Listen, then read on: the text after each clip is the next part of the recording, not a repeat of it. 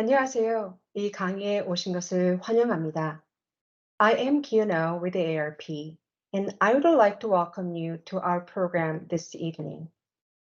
ARP Virginia is thrilled to be collaborating with Usher Lifelong Learning Institute at George Mason University to bring our members a sampling of the rich program offered by OLLI Mason each semester.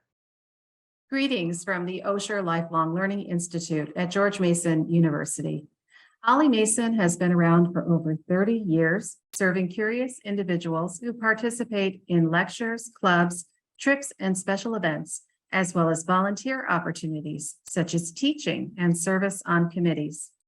I want to welcome all of our Ollie Mason members, as well as those of you who are in Virginia and across the United States online through our AARP connection. I want to especially welcome our sister campus, Mason, Korea. We are very happy to be collaborating with Mason, Korea to bring this Live from Korea series to you. There are many things you can learn and do at the Osher Lifelong Learning Institute at George Mason University, and I encourage you to visit our website to learn more, olli.gmu.edu. Thank you and enjoy the presentations. Hi, I'm Mark Ginsberg, George Mason University's Provost and Executive Vice President, and greetings from George Mason University, Korea, where I am today in beautiful Sangdo and Incheon, South Korea. It's a pleasure to encourage you to take part in and participate in Live from Korea. You know, George Mason University and the Osher Lifelong Learning Institute have a long-time partnership. And this new program that brings together people from our campus in Incheon and Sangdo, South Korea, and provides an opportunity for our colleagues from OLLI to learn about some of the issues in Korea, some of the cultural heritage and wonderful experiences that people have had in Korea, and to participate in and learn about the importance of the relationships between the United States and South Korea. George Mason in Korea is an important campus, an integral and related experience that our students have the opportunity to participate in. And I know that you too will benefit from, enjoy, and have the opportunity to learn about these important relationships. I hope you enjoy Live from Korea. Greetings. I'm Robert Matz, Dean of George Mason University's campus in Korea. Mason Korea and Mason OLLI are delighted to collaborate to bring you this series Live from Korea. Today's presenter is Dr. Soyoung Kwon. Dr. Kwon's is the first of two presentations related to the conflict between North and South Korea and the prospects for their reunification. Dr. Kwon is currently an Associate Professor of Global Studies and Director of the Center for Security Policy Studies Korea at George Mason University, Korea. She also serves as an Associate Fellow at the Yonsei Institute of Unification Studies of Yonsei University, Korea. Dr. Kwon received her MPhil and PhD degrees from the University of Cambridge.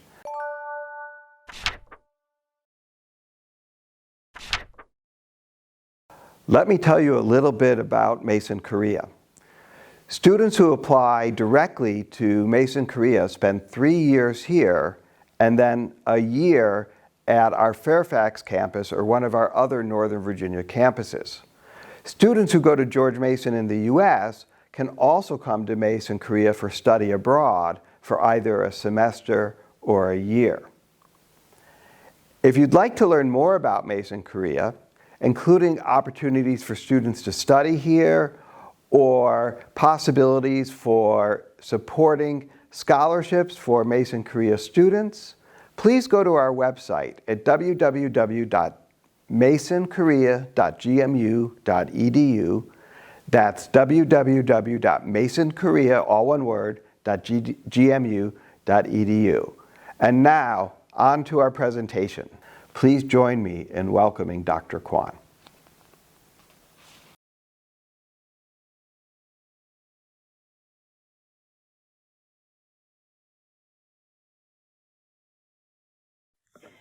Well, good evening, everybody. Well, I had a little bit of a problem with my audio system, so I think I missed out the first part.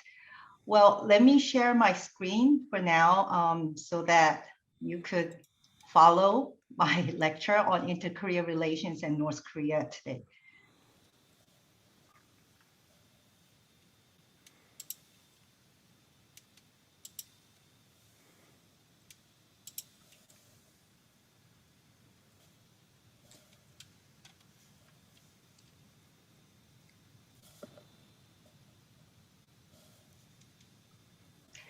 Okay, this is the third session of Oli's summer course on Korea, and I was given this topic of inter-Korea.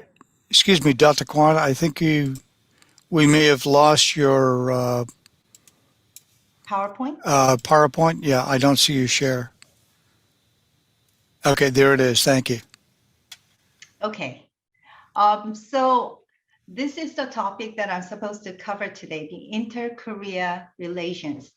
And I don't know why we had the exclamatory mark at the end of North Korea, but I will definitely cover North Korea because it's an essential part of the inter-Korea relations. Allow me to introduce myself briefly. I am teaching global affairs courses at George Mason University, Korea, and I direct the Center for Security Policy Studies Korea branch at George Mason University, Korea. My expertise is really about inter-Korea relations, politics of Korea and North Korea. And I have been in the academia for over 10 years, but prior to joining the academia, I mostly worked in the policy field where I dealt with Korea-related issues in different governments. I used to work in the Korean government. I worked at the European Parliament. I worked at different various think tanks in the US. So my expertise does not only focus on the academic stuff, but I try to cover more of the policy-related matters. And hopefully I'll try to make this, this enjoyable enough so that you could follow what happened in the region of Korea, and also to find out what the problems are, for Korea today in the peninsula.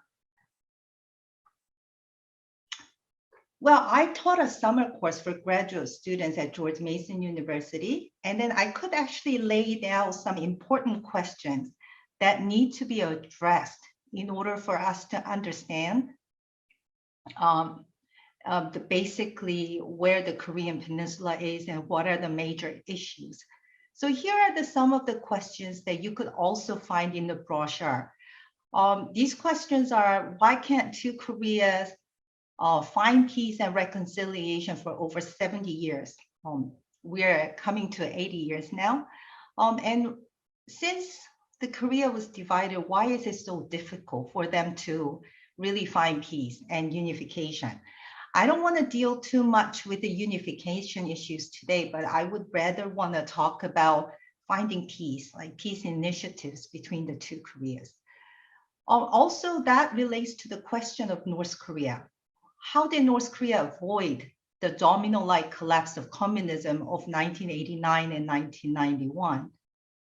And also, more importantly, why North Korea wants to possess nuclear weapons. After finding some answers to these questions, then we can come to the final question that should be my objective of today. And I really want to encourage you to find some answers from my presentation today about what would be the most ideal approach toward North Korea to facilitate change in a positive sense. So I would like to really, I will try to cover as much as possible so that it can guide you to find answers to these questions. But at the same time, I really want you to think about, what are the core problems, essence of the problems between the two Koreas that really make the Korea to be divided, and also it's still being the hotspot of potential regional conflict. So therefore, we'll try to really find solutions and probable and positive solutions to the problems that exist in the international politics of today. It is quite challenging today for me to cover about 70 years or more than 70 years of Korea history within 1 hour. At first, when I was given this topic, I thought I was supposed to have 2 or 3 different sessions to divide into different themes.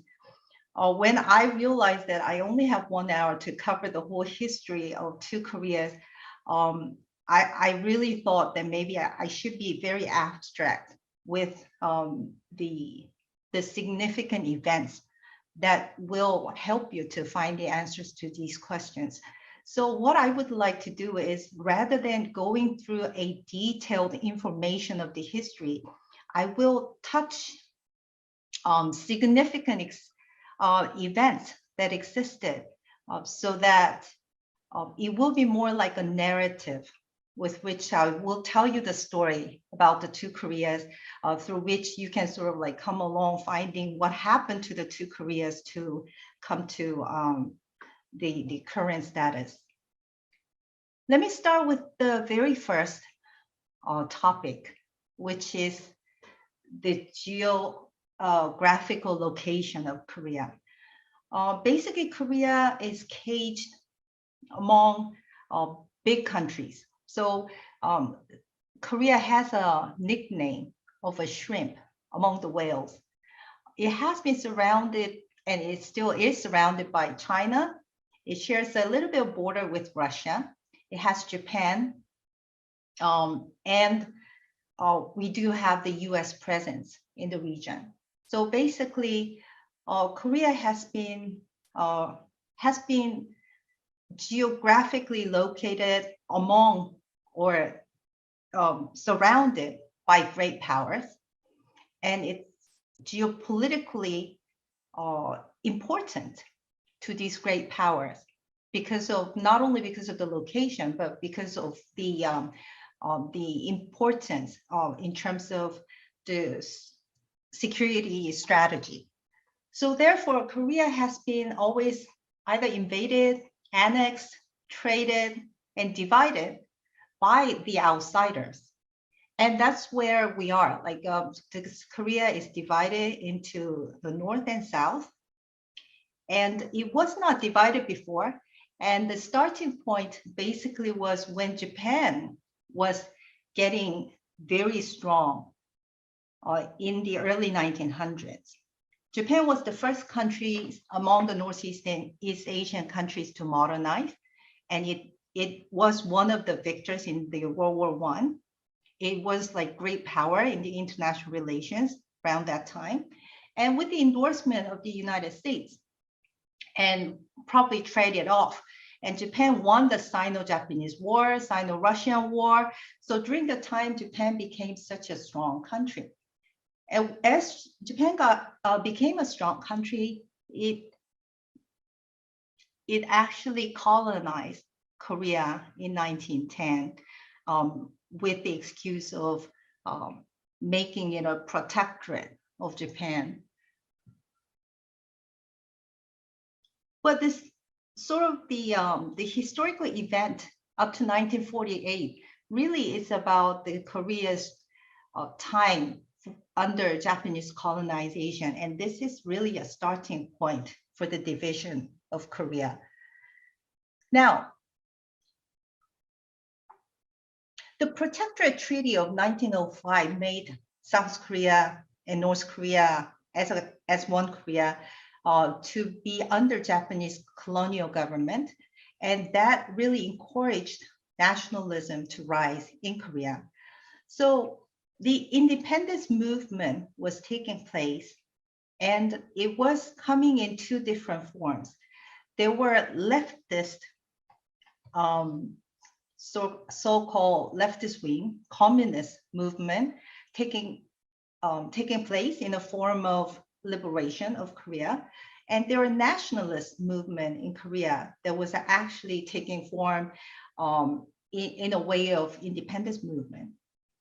Although they were pretty different in terms of their scale and nature, their purpose was shared. And that was basically to achieve Korea independence. Well, during that period of time, that's when the communist movement rose, but also nationalist movement grew within Korea. And then like factions were divided, although they had a common purpose, that is like achieving independence. 1945, well, Korea achieved independence because Japan lost the Pacific War and Japan surrendered. And therefore, all those countries that were colonized by Japan got liberated. Korea achieved liberation. However, it neither achieved self-government or complete independence because the victors and allies had a conference where they had to decide about the fate of the countries that were under Japanese colonization. And basically, they concluded that Korea was not capable of ruling itself. Therefore, they wanted to impose trusteeship in Korea. So they divided Korea along the 38th parallel. And then the US came into the southern part of Korea, and the Soviet Union came to the northern part of Korea. Well, during that period of time, the Soviet Union and the United States were having a great relationship as victors of the World War II. And therefore, they just divided the straight line in Korea, like wanting to help Korea to achieve the capability to rule itself. While doing that, that really created two different systems in Korea. In the northern side, they brought Kim Il-sung, the Korean who were trained in the Soviet troops, and he came into North Korea and started off some of the socialist reform in the north, starting from the land reform, and lots of socialist programs, while US brought the US-based independence movement, a leader of independence movement called Seungman Rhee. And he came into South Korea, carried out a very strong anti-communist, with anti-communist sentiment. It was like building its own program there. During that time, it was never intended to make this a perpetuated division of the Korea. It was supposed to be a temporary measure where the two parts of Korea could be ruled, helped by two different countries to develop. But despite that intention, Korea itself were developing into two very different systems, the communist North Korea and then the US-based South Korea. So by 1948, two systems had to be unified somehow, and South Korea decided to have the election. The Korea was going to go through the general election. However, North Koreans did not want to, or Soviet Union did not want to carry on like one Korea election during that time under UN supervision, thinking that UN supervision means like it's gonna be sort of favorable towards the US. And therefore, South Korea decided to go ahead with its own election, electing Seungman Rhee as the president. And in 1948, South Korea established the Republic of Korea only for the southern part of Korea. That followed by North Koreans' own election, electing Kim Il-sung as premier. And in North, they formally established Democratic People's Republic of Korea. So right now we call South Korea as a Republic of Korea, ROK, and then North Korea as a Democratic People's Republic of Korea, DPRK. In 1948, two different governments were established in Korea, and then the Korea was divided. Now, both countries really wanted to unify the country. Even Seungman Rhee of the South was constantly talking about marching north. They would not allow Korea to be divided. So South Korean president wanted to march north to unify the whole country again. Well, North Koreans also had a similar ambition. So North Korean leader Kim Il-sung was also thinking about unifying the fatherland. So with this rhetoric going, there was a skirmish clashes around the 38th parallel. It was a very unstable time for Korea. I don't know what real intention was of the United States, but US wanted to really wanted to discourage Seungman Rhee from marching north. So therefore, the US government withdrew US troops from South Korea in 1949. During that period of time, North Korean leader was getting endorsement from Stalin and Mao, from the Soviet Union and China, and wanted to invade South Korea. North Koreans were really confident during that time because they knew that there was some communist movement going on in South Korea. So the North Koreans thought when they invade South Korea, then it's gonna be a swift victory. And then Soviet Union and Chinese leaders really believed that and, like persuaded at the end. And they actually said yes to the invasion. So on the 25th of June, 1950, the North Korean troops marched down to South and they invaded South Korea, and that was called the Korean War. It started off as a civil war, and it was true that North Korea really made a swift victory. It pushed down and it actually invaded Seoul, and then it came down to the Busan perimeter. And it was just only a matter of time for the whole Korea to be a communist country. During that time, the UN Security Council met fairly quickly, and the Security Council met and said they need to intervene in the situation because of the DPRK invasion of ROK was not legitimate. Well, in general, the Security Council cannot reach an agreement if there's one veto from any country, then there would be no decision made or resolution made to interfere with the Korean War as a civil war. However, during that time, the Soviet Union was boycotting the UN for not granting the China Sea to People's Republic of China, but it was granted to Taiwan. So I guess it was fortunate, lucky, that the Soviet Union was not present at the Security Council. So therefore, the resolution was passed, and through that, the UN troops could get involved in this Korean War. Now, with the UN troops coming in with the US commanders and US troops, the General MacArthur started off with the beautiful strategy of Incheon landing that parallels probably Normandy landing in France during the World War. And Incheon landing is basically, Incheon is where Mason Korea campus is located. It has a tide, and it really is a very favorable place where you can carry on the operation. There's a movie called The Operation Chromite that really pictures and grasps what happened during this Incheon landing, but it worked successfully. With General MacArthur's strategy of Incheon landing, the UN troops and US troops could cut in to the Korean Peninsula, came in, pushing the communists back to the north above the 38th parallel.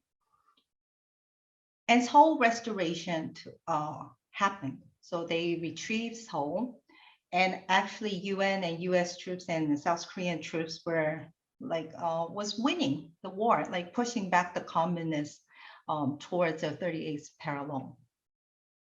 The UN troops involvement, about 25 countries altogether, it actually made this Korean War into an international war. When the communists were pushed up north to the 38th parallel, And when General MacArthur was very confident that he could actually push the communists and wipe the communists out so that the whole Korea would be unified and become the democratic country, the Chinese got involved. So as the UN troops get closer to the northern side, Chinese People's Liberation Army decided to get involved in the war. So it really became the first sort of a direct armed conflict of the Cold War that took place in the peninsula. Now the Chinese and the North Korean communists were fighting, and then the UN troops, US troops, and South Korean troops were fighting for how long? For 3 years. It started off with the swift victory, with the confidence of North Korea saying we're going to have a swift victory and then unify the whole countries under communism, but it did not work that way. And the brutal battles all over Korea actually took place between 1950 and 1953. The other day I visited the Korean War Memorial in Washington, D.C. with my family, and I was really touched by the engraved message at the memorial. It actually said, "Our nation honors her sons and daughters who answered the call to defend the country they never knew and the people they never met." And I was actually talking to my sons that we should be very grateful for those people coming. And that's why, we coming from South Korea can still travel and enjoy the freedom. And also there was another sentence engraved in the wall saying freedom is not free. And we really learned the lesson during this visit to Washington, D.C. Korean War Memorial. And we are very grateful.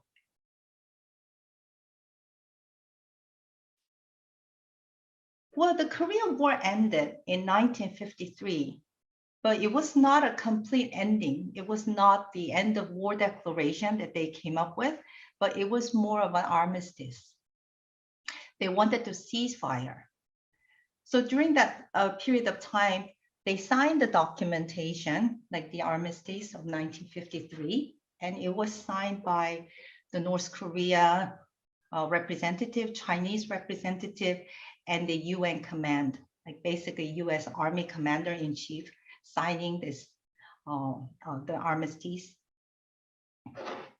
South Korean president refused to sign this, for he really wanted to finish the bloody business.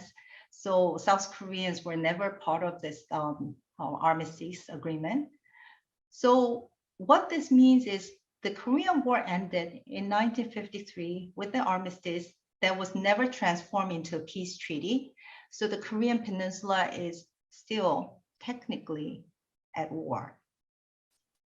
This is significant because this concept of peace treaty or the end of war declaration is still the task of today. I think a lot of issues between the US and North Korea have something to do with this concept of unfinished war.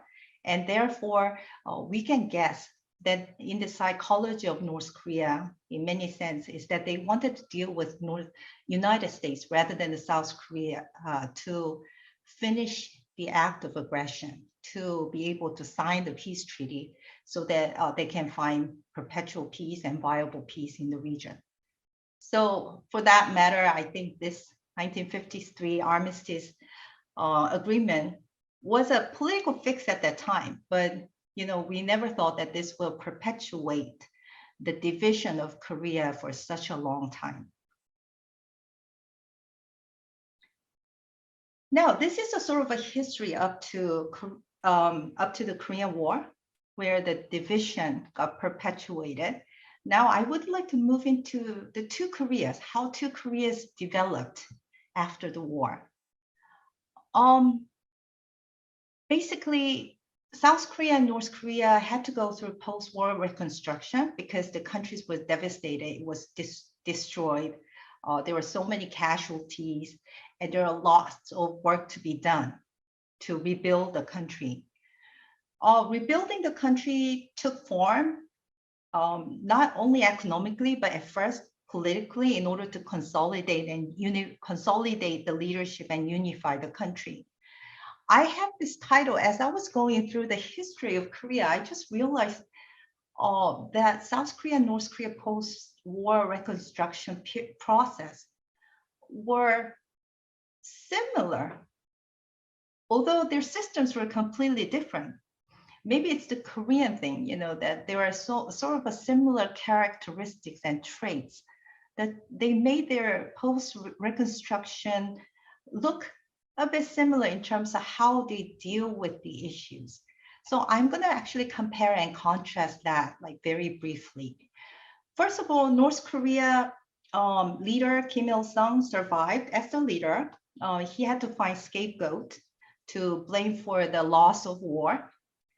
And what he did was he got rid of the pro-Chinese faction, pro-Soviet faction, and he was getting rid of his potential rivals, by saying that they were American spies, literally. So through all that process of purges and eradication, elimination of factions, he established the monolithic dictatorship. And the center of that dictatorship was the guerrilla fighters during the Japanese colonization.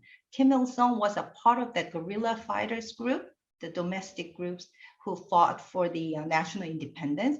So he actually only trusted that group to be the central ruling elite of North Korea. South Korea, Seungman Rhee, he was pro-US. However, he ended up establishing a dictatorship-like regime. It really featured the authoritarian regime type. Later, President Park Chung-hee came in through the military coup, and he established the military authoritarianism. So it looked like they're similar in terms of they established a very centralized, strong leadership based on the military people or the guerrilla fighters. Economically, North Korea devised the communist system of state planning, state ownership, collectivism, and then they encouraged people to work hard through the mass mobilization movement. And that really worked. North Korea was much quicker in recovering from the destructive state after the war. South Korea, on the other hand, it took a little bit longer for them to find a way to develop the country. So it only happened in 1970s when the military leadership came in, and it was determined to transform the countries into an economically developed country. So probably this is something that you heard from the previous session, so I'm not going to go too much into it. But obviously, South Korea was helped by abroad, and especially from the United States, with lots of assistance and investment coming into South Korea to promote and encourage the growth of the country. South Korea also relied on this mass mobilization movement, so-called the New Village movement, 새마을 운동, and that really pushed people to change their mind and to be able to focus on the economic growth. So basically, with this kind of mass mobilization, state development plan, and the very strong controlled leadership, it seems like both countries were going through the post-war reconstruction, quickly tried to recover those two countries from the devastated state after the Korean War. Two countries were relying on two different ideology and thought. South Korea had a very strong anti-communist sentiment, so they would really have a strong hatred towards leftist communists, especially from the experience of the Korean War. North Korea, on the other hand, developed this Kim Il-sungism, the leader's idea, so-called 주체 ideology, and it could be translated as a self-reliant ideology. They wanted to be the center, the master of their own life. Therefore, they would not trust anybody. They wouldn't rely on anybody else. So they do have two very different ideologies that became the backbone of the two countries and two societies. That if that was the 50s, 60s, and more or less 70s, let's move on to the 80s. Now, two countries were going through a severe contest. So they were not happy. They still had a sore feelings from the Korean War. They were competing. The contest of legitimacy was not only about economic development. Economically, North Korea was doing much better up to 1970s. It was more for diplomacy and international recognition. So this was more of a diplomatic contest for legitimacy. Obviously, South Korea was a part of the US, South Korea-Japan alliance system. So they were having like one particular bloc made in the region. And North Korea was a part of the Soviet Union and China friendship relationship. This really parallels the Cold War division that was taking place in the world. And these friendships were like sort of being their closest allies and friends that could help the two countries to promote their foreign affairs and foreign relationship. North Korea, while North Korea has USSR and PRC in their background, they still, North Korea was taking advantage of the Sino-Soviet split that was taking place. So when USSR and PRC, the China and Soviet, started to like fall apart in terms of their ideological thought and with the communist leadership, over communist leadership, North Korea was like sort of taking advantage of that relationship, but at the same time, it was trying to become the leader of non-aligned movement. That really worked well with their Juche ideology, that they wanted to be non-aligned, they want to be self-reliant. And this Juche was really well bought by African and colonial states. And North Koreans were making friends with those countries. Like they had very close relationship built, while South Korea was building a very strong relationship with the United States. Moving to 1980s, North Korea was becoming or listed as a terrorist state through their terrorist act in Burma, Rangoon in 1980 that killed the high officials of South Koreans like visiting, except for the President Chun Doo-hwan. And North Korea also conducted this 1983 Korean Airlines bombing. So with those two incidents, North Korea was like considered as a terrorist at the international stage. So it started to have very bad reputation. South Korea, on the other hand, like achieved democratization in 1987. So they had the very first direct election of the president. And President Roh-tae-woo was elected during that time. His foreign affairs or foreign vision, foreign relations was called the Northern Policy. What the Northern Policy really talked about was they wanted to improve South Korea wants to improve its relationship with the socialist bloc, like Eastern European countries and the Soviet Union. So South Korea was expanding its foreign relations even towards the communist bloc, countries that are communist countries. And that really worked well prior to the Seoul Olympic Games of 1988. Well, Seoul Olympic Games invited so many communist countries into South Korea.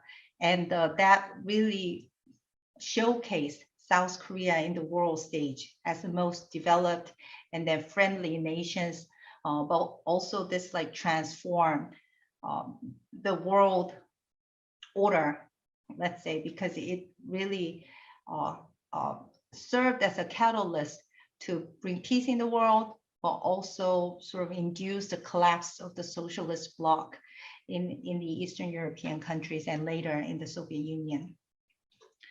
Owing to the Northern Policy of South Korea managed to normalize its relationship with the Soviet Union in 1990s and also with China in 1992. Well, as you can see, the China and Soviet Union were the closest friends of North Korea, but After establishing the relationship with those countries, South Korea felt very confident. So obviously, South Korea seems like a winner in this contest for legitimacy. North Korea lost its closest ally, and the worst case was the collapse of communism. So when the collapse of the domino-like collapse happened in the communist bloc, it really put North Korea in a fragile state. So by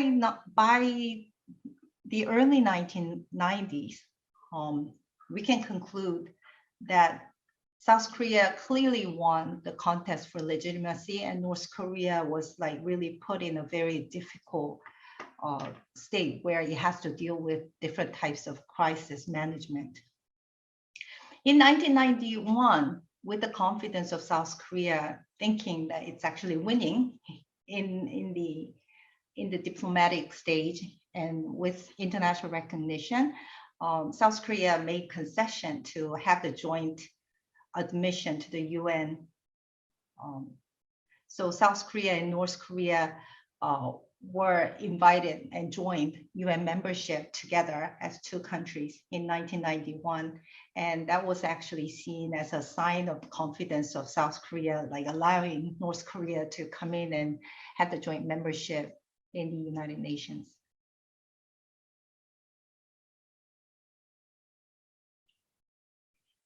Moving to the 1990s, it was the era of globalization, and the contrast between the two countries' fate were very evident. South Korea was enjoying globalization, like really having the most successful economic development. It became a very well-recognized country in the international stage. It joined the international organizations. It was granted the membership to OECD. North Korea, on the other hand, was going through further isolation, losing their closest ally after the normalization of South Korea with the PRC and Soviet Union, really like left North Korea like losing its closest trade partner. On top of long-term economic stagnation that has something to do with the shortcomings of the communist system, North Korea was in a really difficult economic state. So economic difficulty was something that North Korea is experiencing. On top of that, it started to develop their nuclear and missile programs. And that was detected by the United States, and the IAEA inspection was called for. And then North Korea was refusing the showing certain site to the IAEA, threatening that it would leave the non-proliferation treaty. That created this nuclear crisis between 1993 and 1994. And the US and North Korea was very close to having an armed conflict there. US was ready to strike the Yongbyon plan where the nuclear facilities were, and that really reached the climax during the Clinton administration in 1993. So that was another really a big crisis that North Korea had to face. Kim Il-sung, the founding father, the dear leader or great leader, so-called, died in 1994. And that was a shocker to North Korea because he actually ruled North Korea since 1948 as the most popular leader. So his death was a big blow to North Korea. Well, in addition to that, from 1995 to 1997, there are different types of natural disasters hitting North Korea, and the famine came, all different series of disasters were coming in, which made like estimated more than 2 million people die of starvation. And that was the time when they had the most difficult time, and then North Korea had to reach out to the international community asking for help. In retrospect, I think that was a sort of blessing in disguise because it really made North Korea's difficult situation to be relieved by, by appealing to the outside world for assistance. And then international help and humanitarian assistance like flew in to put North Korea on a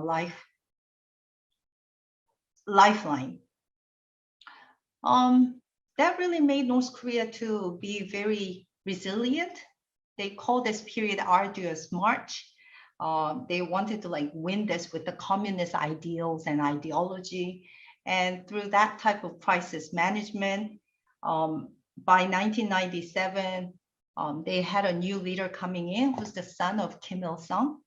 So Kim Jong-il comes into power, and with that hereditary succession of 1997, it seems like the crisis were somehow managed in North Korea. Let me talk about this like a little bit in details after this one. South Korea, on the other hand, like enjoyed its development into a global city, global country, and then it was hit like really hard by the Asian financial crisis of 1997, and it had to rely on or ask for IMF bailout. That was the crisis that South Korea had to face, and then they had to manage that crisis, and somehow it did. It seems like both Koreas were very resilient with these different types of crises, and both countries survived. In 1998, in South Korea, the new president comes in, like Kim Dae-jung, who served as the longest opposition party leader, and he established for the first time the government change. So change of government, and he, as the leader of the Progressive Party or Democratic Party, comes into power. And this actually is a sort of an interesting time period, 1998, because after going over the crisis and having two new leaders in North Korea and South Korea, the relationship between the two Koreas completely transformed. It turned around the table. And that's what I would like to talk about next.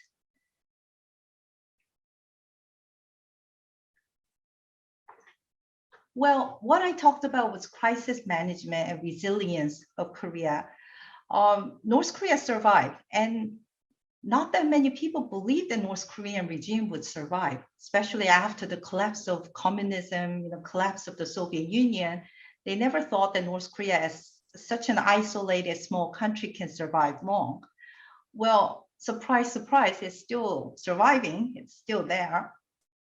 And I actually wrote an article about, what happened in North Korea that made the country to be able to manage the crisis and survive. And some of the things that I can point it out here is that the country itself built like somehow collapse-proof nation from the very beginning, the system itself. So when other countries collapsed, other communist countries collapsed, North Koreans were saying our style of socialism is different from other countries. It's like based on Juche ideology, based on Kim Il-sungism. It's like they differentiated themselves from other types of socialism. So therefore, with that kind of rhetoric, it said like we are superior. We have the superior system that sustains ourselves. So this ideological foundation really like helped North Korea to really sustain itself, like based on unity. Anti-US, anti-Americanism really did the work because they were constantly saying, well, it's all in order to fight the Americans, our enemy number one, like we should really like hold on together. And that's one thing that really made them to sustain themselves. They started doing nuclear and missile programs to defend themselves. They say it's the only way, the survival mechanism of deterrence. So that's what happened, but that led to nuclear crisis of 1993. The US and North Korea really had to go through conflict over this nuclear development. This was solved through 1994, the agreed framework that was signed between the United States and North Korea. What was signed here was, it was a sort of a political fix in order to resolve the conflict or stop the conflict. And with the agreed framework, what was promised is US decided to give the energy assistance to North Korea, and then North Korea would stop the nuclear development. So halting the nuclear development will bring North Korea some energy assistance with the heavy fuel oil and also the normalization. Basically, that agreed framework never worked. It was actually it was sort of nullified with the second nuclear crisis in 2002, and nuclear crisis is still there. We have a nuclear program. North Koreans are still developing nuclear programs with lots of provocations. But however, during this time, the agreed framework really worked for North Korea to manage the crisis. The Arduous March, the natural disasters really brought the humanitarian assistance and food aid to support North Korea. So that if it wasn't for that, I don't know what North Korea, whether the North Korea would be still here today. You know, they really could compensate the difficulties at that time with the aid flowing in from the outside. The hereditary leadership succession is something interesting for others to think about from the outside. You know, Kim Il-sung, his leadership was succeeded by his son, Kim Jong-il. And then again, it was succeeded by Kim Il-sung's grandson, Kim Jong-un, in 2011.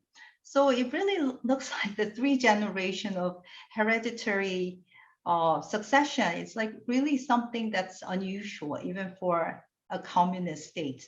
So this is like something that really made the leadership by bloodline very special, and that really made North Korea to sustain as a dynastic system of the old Korean kingdom.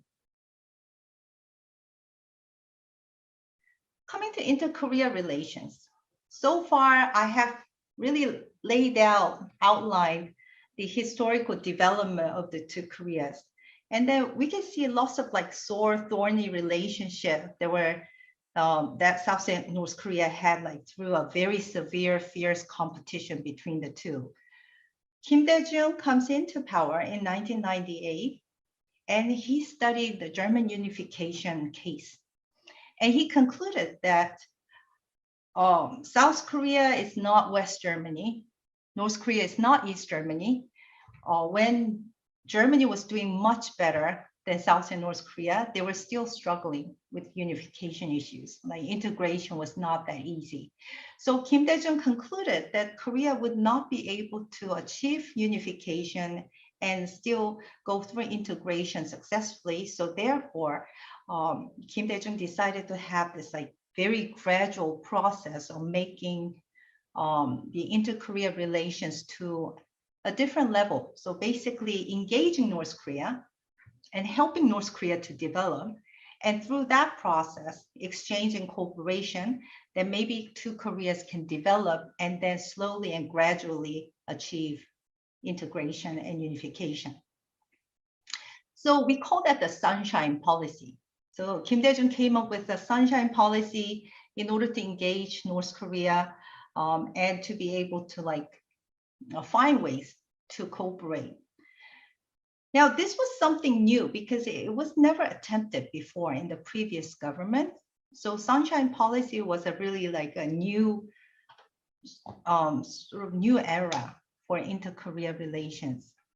Kim Dae-jung and Kim Jong-il met for the first time. It was the first ever inter-Korea summit that took place in Pyongyang in 2000. And they really promised how the two Koreas would develop into a more future-oriented country, you know, by having a good relationship. That was carried on with this with the next administration after Kim Dae-jung, called Roh Moo-hyun. So Roh Moo-hyun carried out, and he actually implemented all the programs and projects that were laid by Kim Dae-jung administration. Also, the next picture that you see is like Kim Jong-il's son, Kim Jong-un, and the President Moon Jae-in, who served as a South Korean president between 2017 and just up to early this year. So they met again in 2018 to have another inter-Korea summit. So we call them moonshine policy because the president's last name is Moon. So these sunshine and moonshine policy were considered as a very representative peace initiatives between the two Koreas. Basic principle or policy strategy of the Korean Peninsula peace and prosperity initiatives were really about how to make reconciliation and cooperation between the two Koreas. What they decided to do is they wanted to have inter-Korean dialogues, whether it's a political dialogue, economic dialogues, or military dialogue. They wanted to facilitate the dialogues between the two Koreas. They wanted to initiate inter-Korean economic cooperation projects, including tourism or building industrial complex where South Korean capital comes in and North Korean labor will be joining in this complex to produce goods. They encouraged inter-Korea trade, and South Koreans would do infrastructure support for North Korea. Humanitarian aid is always there to help North Korea to sort of like get over the poverty and develop. So these are the three key elements or the components of the inter-Korea relations that were laid out and pictured and envisioned by the sunshine and the moonshine policy. Now, it really happened. They had dialogues. Two Koreas had economic cooperation projects. They had very intensive and really active trade relationship. They had the mountain Kumgang tourism. It all happened during the two administrations, Kim Dae-jung administration followed by Roh Moo-hyun administration. During that period of time, I worked for the South Korean government. So I know pretty well that these were all like taking place in a very fast pace. And we got a chance to meet lots of North Koreans visiting. So it was most like energetic time, for everybody. And it was a very like sort of a hopeful time for two Koreas too. In the end, after all that happened, looking back, like lots of people criticized this program. The reason why they criticize it is because it really did not change North Koreans' behavior. In fact, North Koreans were developing their nuclear weapons during this period of time. They were going through the second nuclear crisis by reactivating their nuclear facilities. They had this military first politics. And it was during the time of President Bush having the very hostile policy towards North Korea, and South Koreans were not really collaborating or cooperating on the US side. But most important criticism and severe criticism was that it was a money pouring project, that South Koreans are pouring money into North Korea, and then that money might have gone into the military rather than to those people who are needed, without proper supervision. So basically, inter-Korea projects was so good, but then at the same time, many people are saying it was a policy or it was a sort of policy of appeasement. It was really helping North Korea to develop militarily, but at the same time, it really did not work as a way to encourage North Korean behavior to change.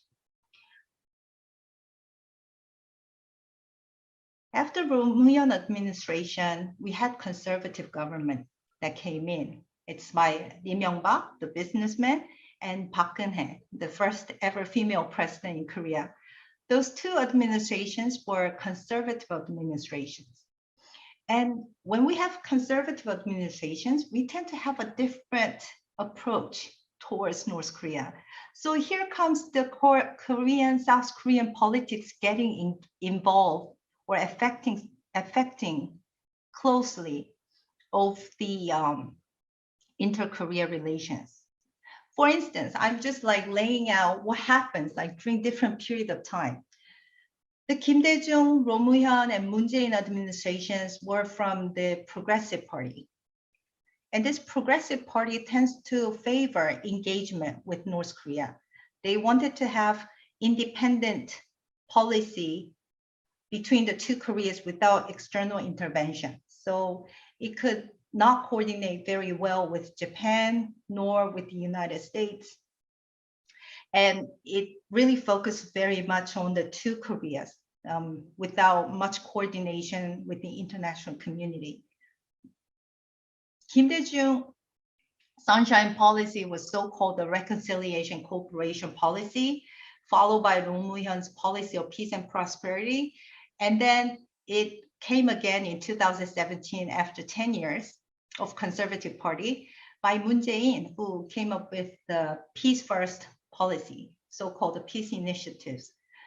Conservative, on the other hand, when the Conservative Party comes into power, they tend to take very pragmatic approach towards North Korea. So it's not really money pouring, appeasing, or engaging, but it could be somehow like very harsh, sort of like hard policy towards North Korea. Conservative Party tends to have a very pro-US tendency too. So therefore, during the Conservative Party's rule, I don't think inter-Korea relations or inter-Korea relations is going very well. You know, the South Korea's North Korea policy tends to be a little bit hard line than the Progressive Party. So after Roh Moo-hyun, Lee Myung-bak comes in with the policy of mutual benefits and common prosperity, meaning we're going to give you this much, there has to be return. Park Geun-hye was saying we need to build trust first, rather than carrying on any kind of cooperation or active relationship. So trust building process in the Korean Peninsula was emphasized, so nothing really happened between the two Koreas. Now this year, we have a new government in South Korea by Yoon Suk-yeol, and he already started with a very hard stance on North Korea, hard stance on China, and he favors deterrence.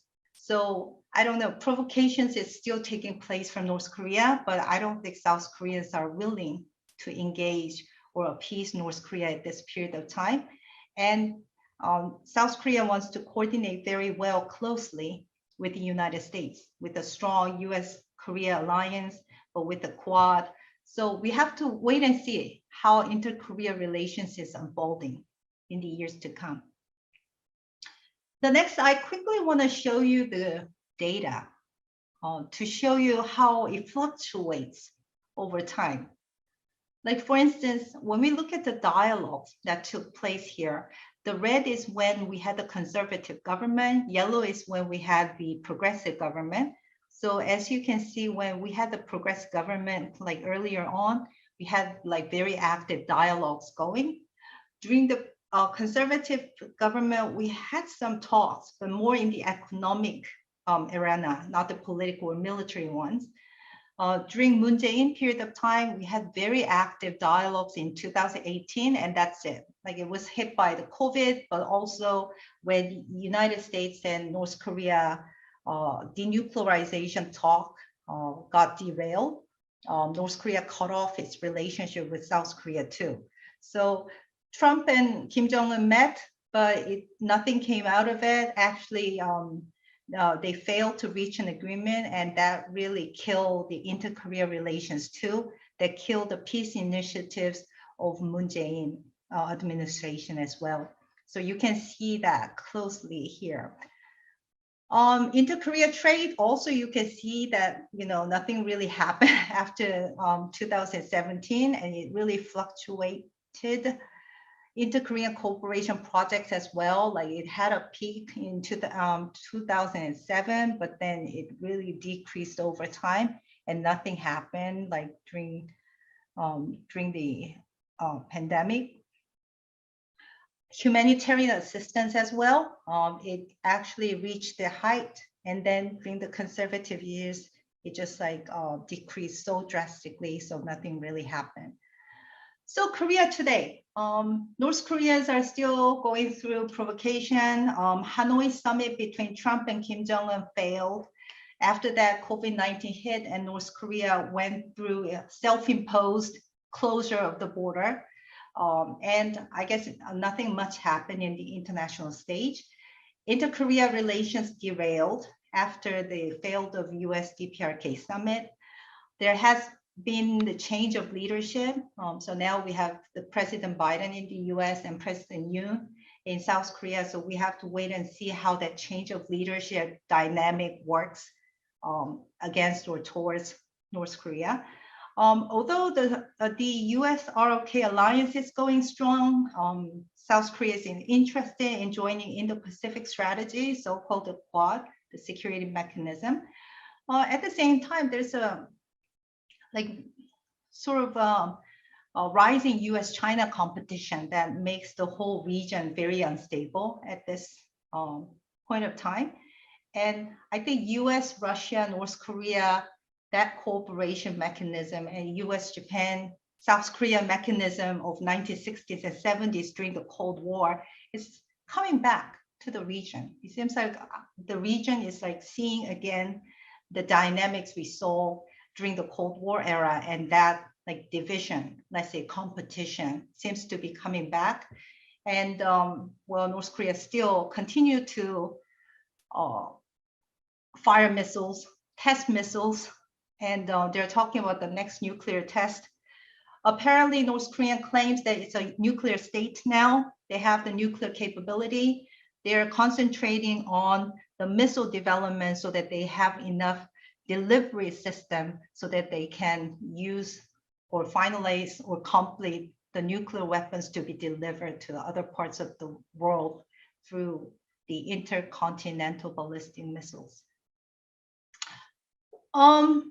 My recommendation to conclude, I guess I talked a lot, but what I want to actually say about inter-Korea relations is this. We've been focused so much on the weapons, the nuclear crisis. We saw the multilateral talks, bilateral talks, the agreed framework. We saw US, Korea, North Korea summit. We saw inter-Korea summit. We saw so many things that happened in the hard politics. But I'm just like trying to say that we should change the perspective. What about non-political issues for cooperation? What about the human-centered issues? Why does humanitarian assistance have to fluctuate as Korean government changes? So I would like to emphasize that maybe security is not only about traditional security, but there has to be this human security component that needs to bring into the format of cooperation between the two Koreas. Human security definitely gives the healthy civil society. And we would like to encourage civil society to rise in North Korea. I know that sounds like really unrealistic, but if civil society could take place in other parts of the world, like they were under dictatorship, under authoritarianism, why not in North Korea?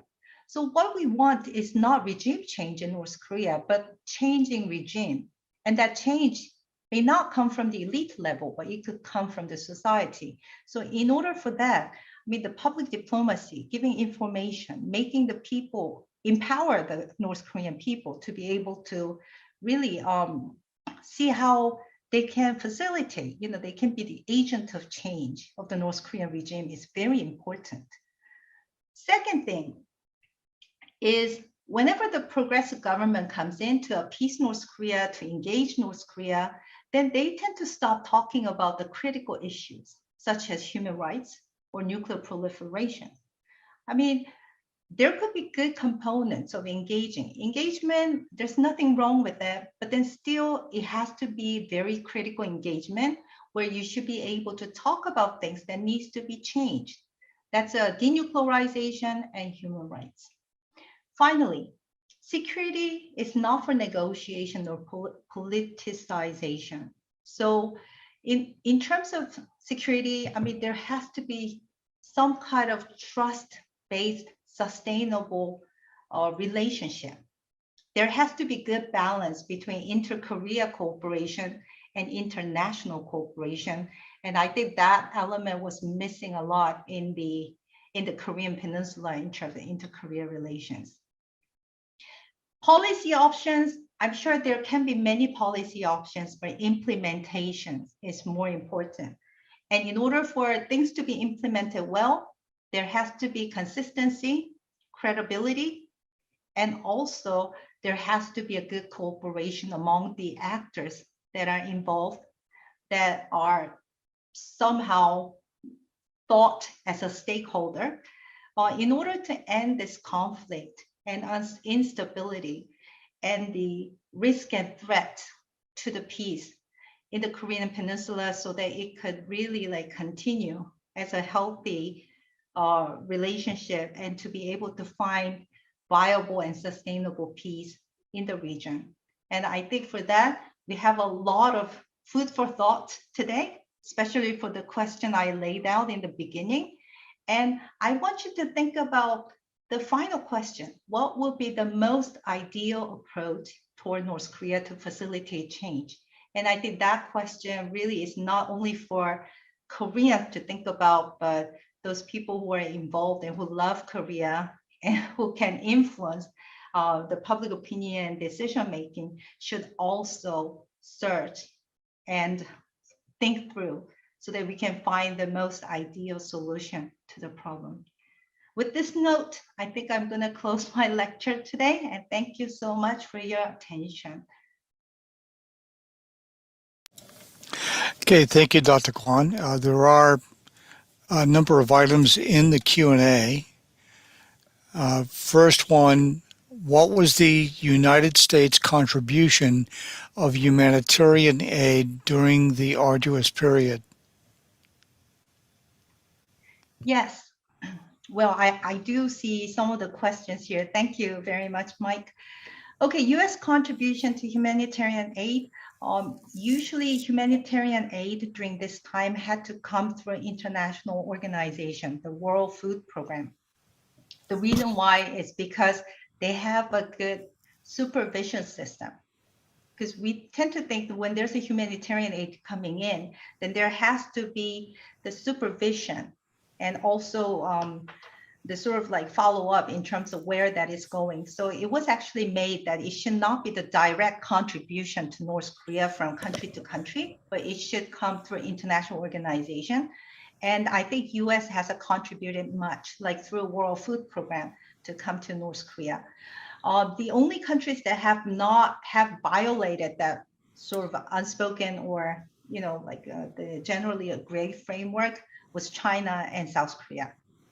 So during that time, I think South Koreans and Chinese were pretty much criticized. During that time, I was working at the European Parliament, and I was going through the same kind of resolution for humanitarian assistance. And it was complained a lot that Chinese and South Koreans are giving direct humanitarian aid without really supervising or tracking down where that assistance was going. So that was a big political issue at the time. I can come to the second question. What about the report that the Kim Dae-jung administration paid a bribe of $200 million to Pyongyang to hold 2000 Inter-Korean Summit, cash for summit scandal?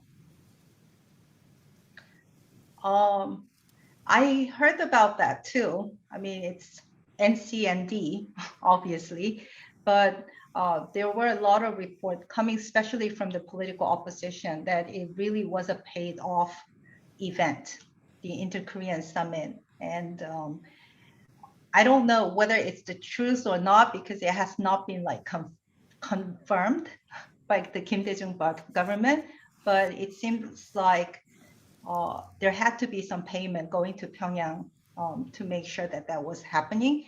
And I think something similar happened during Roh Moo-hyun period when he decided to have a summit too. He had a summit in 2007, and that had to be paid off too. The funny thing is, during that time, the money was not transferred on time, so there was a like sort of delay in the meeting with Kim Jong-il. So that really, like, some people laughably say, wow, when there's no payment in the bank, Kim Jong-il would not show up. So as if like he needs to be paid to show up in front of the camera and meet the president. So yes, I heard that. And I also heard about the rumor that the Nobel Prize Foundation was pretty upset. Third one, as a general statement, does the ROK population desire a reunification of the country? Or is that fading as the older generation ages and is replaced by a younger generation? we do this survey every year, and it is true that the older generation who have families had a very strong desire for reunification. That rhetoric is dying because of the young generation who feel that North Korean younger generations, young people are people from different countries. So I guess that sort of divergence of thinking, and it has a lot to do with the cultural and generational thinking too. So there's a clear divide. Also, general population in South Korea don't want reunification because of the unification cost, because we tend to think that we are going to go through economic crisis, social crisis, especially looking at the German case, it will happen. And it's a sort of a scary prospect for South Koreans who are already going through a lot of economic ups and downs in the country. So I guess younger generations are not favorable of unification because of the unification cost issue too. Third, North Korea is essentially a slave state. Is uprising a possibility? Is there a powerful elite group benefiting to keep the people down? Is it possible to suppress those wealthy oppressors, or is it all government suppression? Very good question, because I do see some studies about the people in North Korea, and there's a good article called "Why North Korean People Do Not Revolt," and lots of people thought it must be the cultural ideological thing. You know, they had to go through socialization, ideological education, therefore, well, I wouldn't call it a slave state, but they're indoctrinated, thinking that North Korea is the best country in the world and they have no reason to rise against the government. Well, that's a sort of an old generation thinking, old school. Now North Korea is changing. People know what's happening outside of the world. There are some people who are trading with China, benefiting from that capitalist activities. North Korea allowed markets. So it looks like people have activities. As long as they can benefit something in their activities, I don't think they want any drastic change to take place in the country.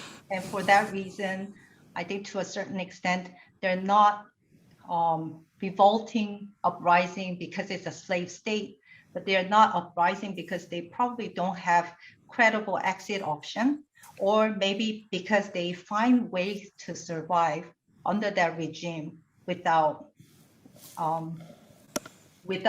feeling that they're deprived totally. I mean, there are people who are deprived and who defect to South Korea, and even some of the defectors complain about the South Korean society. You know, they have hardship. You know, they think they're treated as a second class citizen, and some say, well, I'd rather go back to North Korea and live like the first class citizen than, you know, being in South Korea and working like a slave all day, you know, like doing all the 3D jobs and still, you know, feeling that they are treated as the outsider. So hopefully that answered your question, Jennifer. Bob, do you see that North and South will ever become one? South has high technology, North has cheap labor. Problem is South is highly educated, North is not. So what will South gain from becoming one? South Korea will probably gain market if it ever become one country. I mean, we have high technology, we have capital, but then we have such a limited space where we have to compete. So that's one thing that we think, if there's a reunification, we'll probably have a bigger market.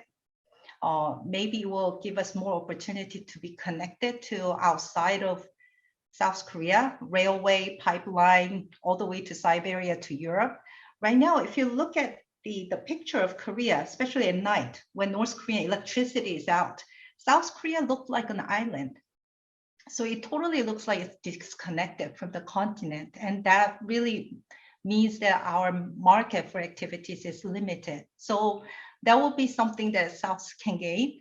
But other than that, I mean, whether the two countries will ever become one, I certainly hope so.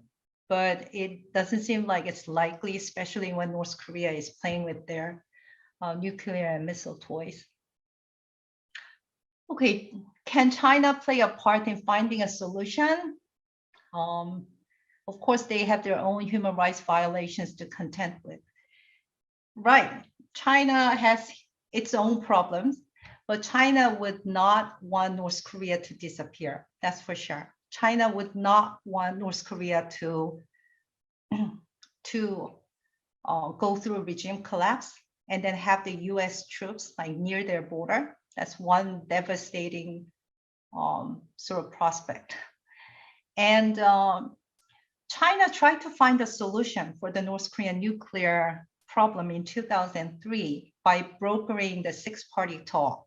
I did not have time to talk about this in detail, but China brokered a negotiation table where 6 countries come together to talk about nuclear problems. And that really made China to rise with its reputation, saying, wow, you know, China can play such a role to find solutions. Well, that multilateral framework failed. It never worked. After 7 years, China was constantly feeding or appeasing North Korea to come back to table. And the other parties were not very interested. They were just sitting there, not trying to find a solution. So China has done its role before. It did not work. Whether it's going to work again or not, I don't think China is really that much into solving the problem. Rather, China would like to keep North Korea as it is so that it can have a buffer zone between the US base and China. Shannon, how much do you think President Trump did to actually promote peace and dialogue with Kim Jong-un? Obviously, they exchanged beautiful letters, right? So I think Trump was the only president who actually met the North Korean leader. He actually made North Korea to be formally be recognized as a nuclear state. So obviously, well, he was the first one who tried dialogue with Kim Jong-un. However, I don't know whether he was really serious to find solution, you know, to the problem, or whether he was just enjoying the attention through that meeting with Kim Jong-un. So I don't think Trump says he promoted peace because there was no provocation during his time when he was talking to Kim Jong-un. But then in terms of how serious he was to resolve the issue, I really don't trust his true intention. Caroline, thank you very much. I had a little bit of issue with my computers. I couldn't see the slides very well. So I guess I mumbled a lot. I'm sorry. Bill and Jane, do the North and South share a common cultural history? We do have common history. When it comes to Japan, like two Koreas are very upset over Japanese colonization period, comfort women issues. When China claimed its Goguryeo area, the northern area, as their cultural heritage, both countries became very upset. Tokdo issue, when we have a little island dispute territorial dispute with Japan, two Koreas get together. So it seems like we do have some kind of historical understanding there. In terms of culture, I think it's diverging because when South Korean singers went to North Korea, like through this cultural exchange format in 2018, you know, it was obvious that North Koreans really did not find this idol girls dancing and singing very comfortable. So in terms of that common culture, maybe the old generation culture may work, but not the current K-pop kind of thing. But North Korean young people love K-pop, just like other American teenagers, like BTS and Blackpink.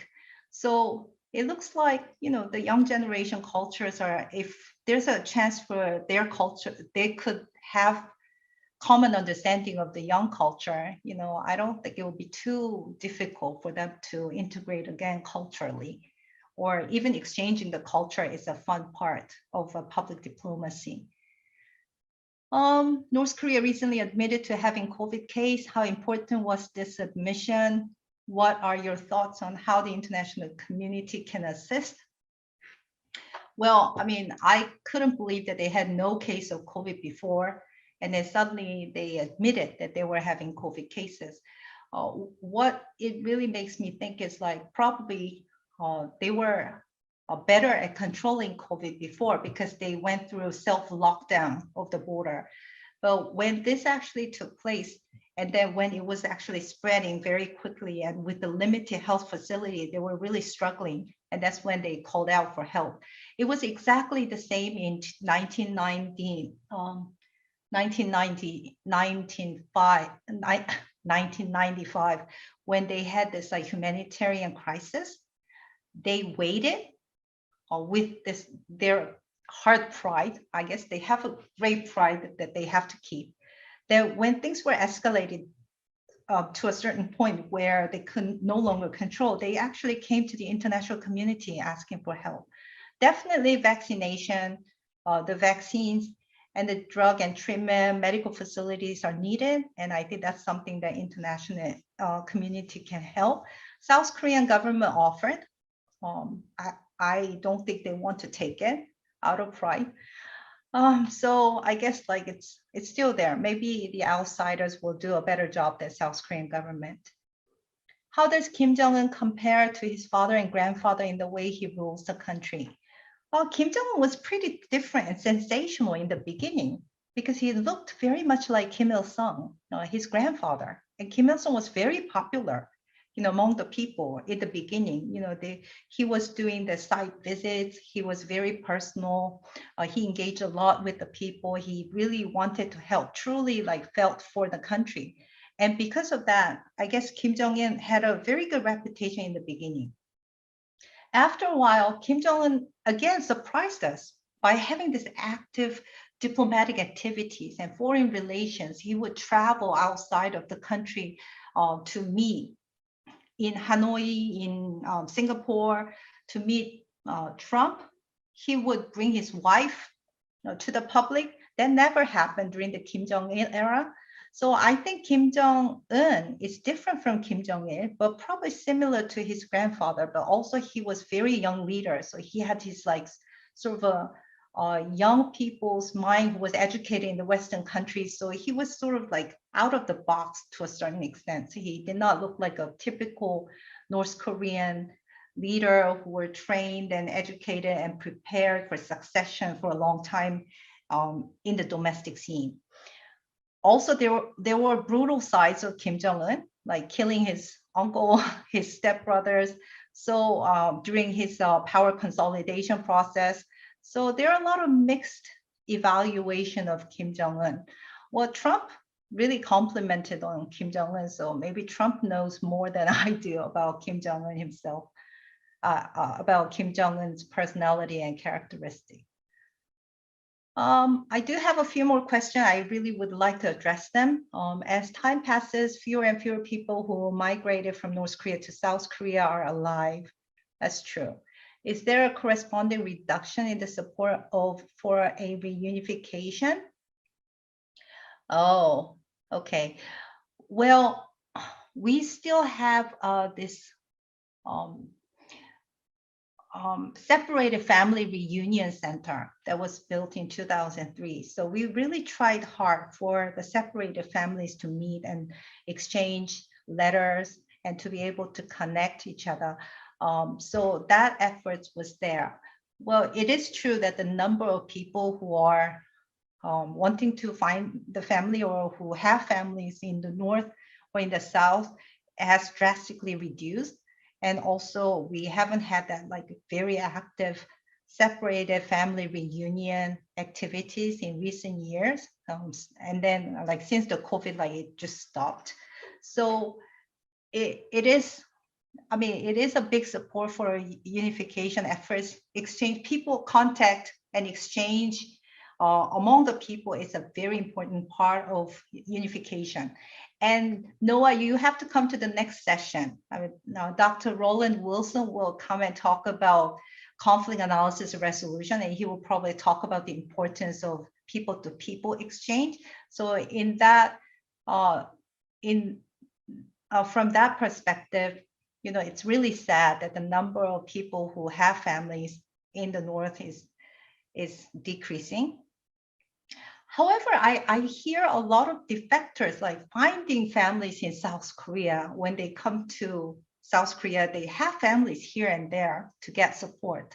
So it seems like they somehow carry on this talk saying, well, you have your families in the North, or you have like your families in the South, go and find them. So I'm sure there are relatives who sort of like know that they have their families on the other side of Korea. Next is Kim Jong-un was rumored to be, a few years ago, there was a report that his sister would take power. Yes, good question.